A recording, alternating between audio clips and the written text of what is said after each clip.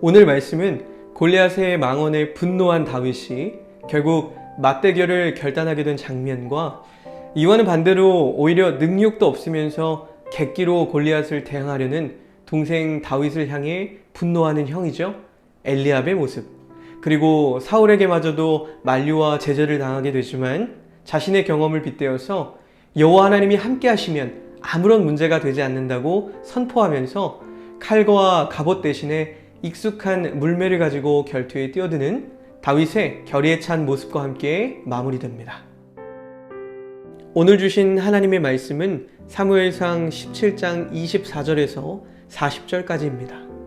이스라엘 모든 사람이 그 사람을 보고 심히 두려워하여 그 앞에서 도망하며 이스라엘 사람들이 이르되 너희가 이 올라온 사람을 보았느냐? 참으로 이스라엘을 모욕하러 왔도다. 그를 죽이는 사람은 왕이 많은 재물로 부하게 하고 그의 딸을 그에게 주고 그 아버지의 집을 이스라엘 중에서 세금을 면제하게 하시리라. 다윗이 곁에 서 있는 사람들에게 말하여 이르되 이 블레셋 사람을 죽여 이스라엘의 치욕을 제거하는 사람에게는 어떠한 대우를 하겠느냐? 이 할례받지 않은 블레셋 사람이 누구이기에 살아계시는 하나님의 군대를 모욕하겠느냐?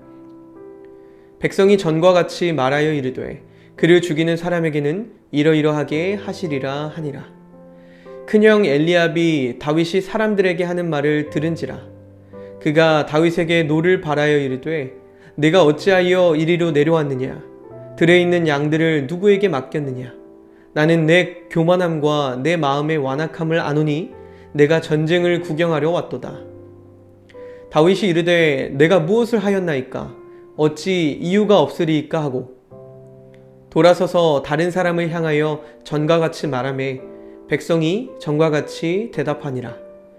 어떤 사람이 다윗이 한 말을 듣고 그것을 사울에게 전하였으므로 사울이 다윗을 부른지라. 다윗이 사울에게 말하되 그로 말미암아 사람이 낙담하지 말 것이라. 주의 종이 가서 저 블레셋 사람과 싸우리이다 하니 사울이 다윗에게 이르되 내가 가서 저 블레셋 사람과 싸울 수 없으리니 너는 소년이요 그는 어려서부터 용사임이니라. 다윗이 사울에게 말하되 주의 종이 아버지의 양을 지킬 때 사자나 곰이 와서 양떼에서 새끼를 물어가면 내가 따라가서 그것을 치고 그 입에서 새끼를 건져내었고 그것이 일어나 나를 해하고자 하면 내가 그 수염을 잡고 그것을 쳐 죽였나이다. 주의 종이 사자와 곰도 쳤은즉 살아계시는 하나님의 군대를 모욕한 이 할례받지 않은 블레셋 사람이리이까? 그가 그 짐승의 하나와 같이 되리이다. 또 다윗이 이르되 여호와께서 나를 사자의 발톱과 곰의 발톱에서 건져내셨은즉 나를 이 블레셋 사람의 손에서 건져내시리이다. 사울이 다윗에게 이르되 가라, 여호와께서 너와 함께 계시기를 원하노라. 이에 사울이 자기 군복을 다윗에게 입히고 노투구를 그 머리에 씌우고 또 그에게 갑옷을 입히매 다윗이 칼을 군복 위에 차고는 익숙하지 못함으로 시험적으로 걸어보다가 사울에게 말하되 익숙하지 못하니 이것을 입고 가지 못하겠나이다 하고 곧 벗고 손에 막대기를 가지고 시내에서 매끄러운 돌 5을 골라서 자기 목자의 제구 곧 주머니에 넣고 손에 물매를 가지고 블레셋 사람에게로 나아가니라. 아멘. 오늘 말씀은 두 부분으로 나눠볼 수 있습니다. 먼저는 24절에서 30절까지의 말씀인데요. 거대한 장수 골리앗의 도발에도 이스라엘 모든 사람은 그저 두려워서 도망할 뿐이었습니다. 독종과 우레로 블레셋을 치셨던 그 하나님의 역사를 두려움 앞에서 모두 망각해버린 것입니다. 그러나 다윗은 똑같이 골리앗의 망언을 지켜보고만 있을 순 없었습니다.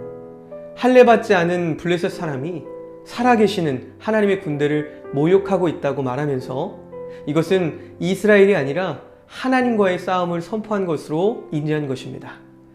그러나 큰형 엘리압은 이런 다윗의 모습이 그저 포상에 대한 욕심 그리고 피 흘리는 전쟁을 재밌게 구경하고자 하는 악독한 심보에서 나온 것이라고 치부하고 분노합니다. 다윗은 골리앗보다 더 크신 하나님을 보고 있는데 형은 골리앗보다 형편없이 모자란 다윗을 바라보고 있었던 것입니다. 다음으로는 31절에서 40절까지의 말씀입니다. 형 엘리압도 모자라서 이제는 가장 일선에 나서야 하는 사울마저 다윗을 그저 힘없는 소년이라 만류합니다.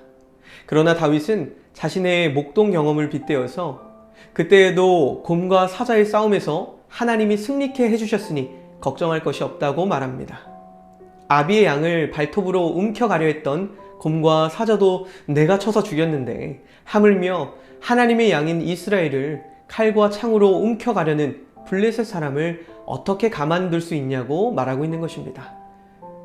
이 이야기를 들은 사울은 끝내 다윗을 축복하며 출정을 허락합니다. 그리고는 자신의 군복과 노투구와 갑옷과 칼로 무장시킵니다. 그러나 다윗은 불편함과 어색함을 느끼며 다 벗어두고 자신에게 익숙한 막대기와 물맷돌을 가지고 나갑니다. 다윗은 애초에 이 싸움은 자신이 아닌 하나님과 하실 싸움이라는 것을 잘 알고 있었기 때문입니다. 다윗에게는 하나님의 건져내심을 경험하고 얻은 확신과 상상력이 있었습니다. 그렇기 때문에 골리앗과의 전투에도 전혀 겁을 먹지 않을 수 있었습니다. 우리도 이런 은혜의 순간들을 기억하며 삶의 문제들 앞에서 담대해질 수 있기를 소망합니다. 이스라엘에게는 사울이 의지했던 갑옷과 투구와 칼이 가장 강력한 무기였지만 다윗은 목동으로 지내며 하나님의 임재를 경험하게 해주었던 익숙한 물매를 선택했습니다. 성공의 경험을 공식화하고 모방화하는 곳에는 하나님은 없고 방법만 남아있을 수밖에 없습니다. 세상의 방법을 뛰어넘으시는 하나님의 방법을 의지할 수 있기를 간절히 소망합니다. 결단기도 함께 읽겠습니다. 사랑의 하나님, 삶의 크고 작은 어려움 속에서 이전에도 도우시고 함께 하셨던 하나님이 기억나게 해주세요. 예수님의 이름으로 기도합니다. 아멘.